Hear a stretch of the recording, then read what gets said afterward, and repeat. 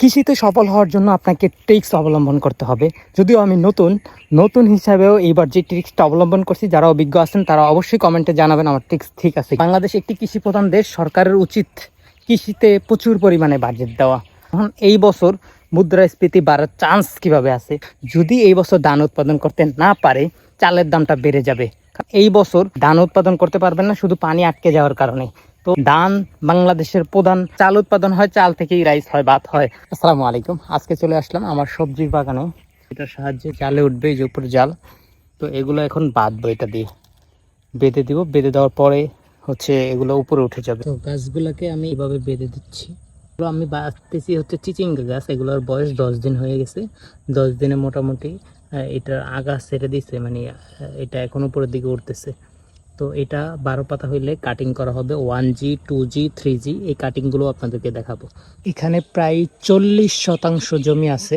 শতাংশের মধ্যে 3 রকমের সবজি দেওয়া হয়েছে। এই হচ্ছে চিচিঙ্গা গাছ, এই হচ্ছে করলা গাছ, এই পাশে আছে লাউ গাছ। আমার মোটামুটি সবগুলো বাঁধা শেষ। এখানে যেগুলো ছিল সবগুলো বেঁধে দিয়েছি। এই যে, তো আজকের মতো কাজ এই পর্যন্তই। এই দেখেন, এইটা হচ্ছে চিচিঙ্গা গাছ। এই চিচিঙ্গা গাছ অলরেডি সবজি মাছি পোকার কারণে এটার অবস্থা খারাপ। এটা আপনাদেরকে ভেঙে দেখাই। এই যে অবস্থা পুরো খারাপ, মাছি পোকা দমনে স্প্রে চলতেছে। এই যে এগুলো হয়েছে।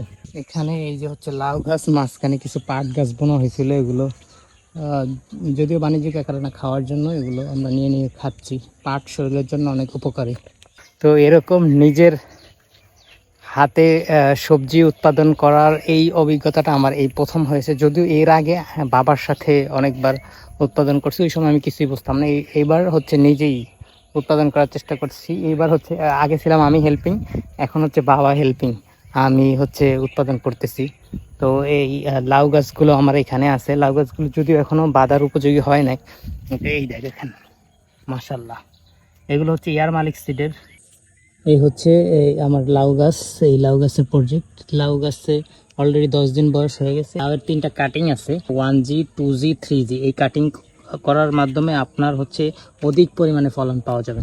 একটা জিনিস আপনাদেরকে দেখাই, এটা তো দেখাইলাম আর কি আমার মাশাল্লাহ এগ্রিকালচারের প্রজেক্ট। তো এটার পিছনে শ্রম দিতে গিয়ে কী অবস্থা হয়েছে এগুলো দেখাই।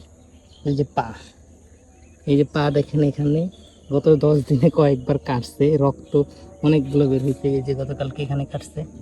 এই হচ্ছে অবস্থা। একটু কষ্ট থাকবেই, কষ্ট পরিশ্রম না করলে হবে না। কৃষিতে সফল হওয়ার জন্য আপনাকে ট্রিক্স অবলম্বন করতে হবে। যদিও আমি নতুন হিসাবেও এইবার যে ট্রিক্সটা অবলম্বন করছি, যারা অভিজ্ঞ আছেন তারা অবশ্যই কমেন্টে জানাবেন আমার ট্রিক্স ঠিক আছে কিনা। এখানে আমাদের 40% জমি।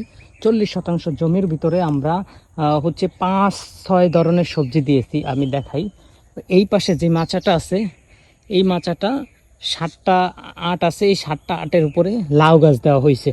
লাউ গাছের 240+ হচ্ছে গাছ আছে, দেওয়া হয়েছে এখানে।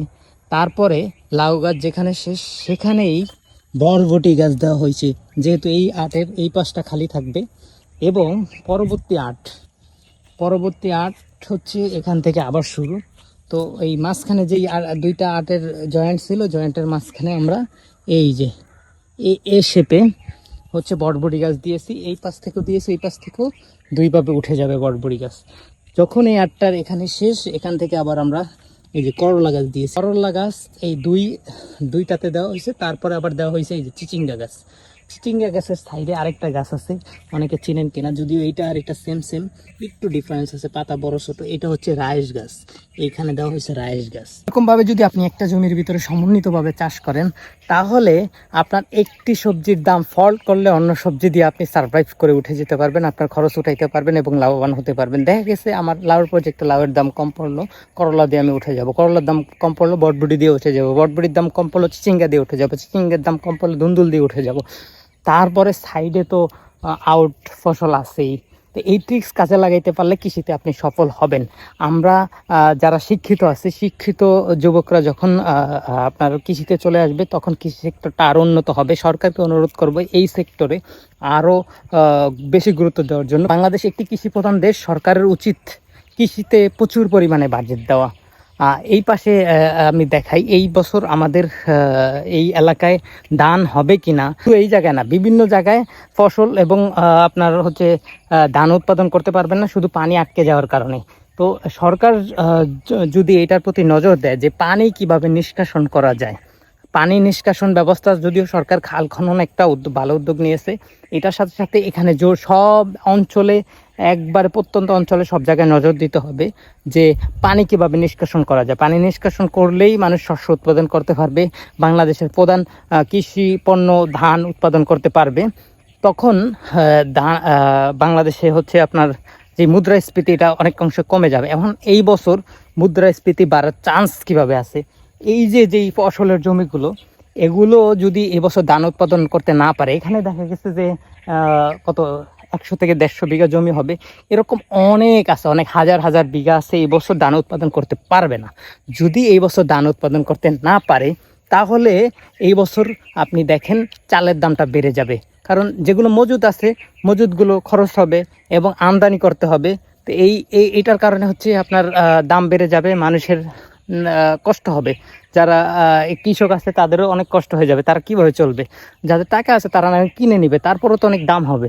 তো এই দিকে নজর দেওয়া উচিত, পানি নিষ্কাশন ব্যবস্থাটা সব জায়গায় সঠিকভাবে দেওয়া উচিত এবং সরকারিভাবে দেওয়া উচিত, যে কোনো দিন কেউ বন্ধ করতে না পারে। এই জায়গাটা কারো ক্ষতি হবে না, এই জায়গা থেকে সরকারিভাবে পানি নামবে, কারো কোনো দিন ক্ষতি হবে না। তো এটা যদি সরকারিভাবে অনুমোদন করা হয় এবং কাজ করা হয় তাহলে হচ্ছে আসলে বাংলাদেশ অনেক উপরের দিকে এগিয়ে যাবে। তো সকলকে ধন্যবাদ জানিয়ে আজকে আমার এই মাশাআল্লাহ এগ্রো অ্যান্ড এগ্রিকালচার থেকে ভিডিও শেষ করতেছি। দেখা হবে পরবর্তী কোনো ভিডিওতে। আসসালামু আলাইকুম।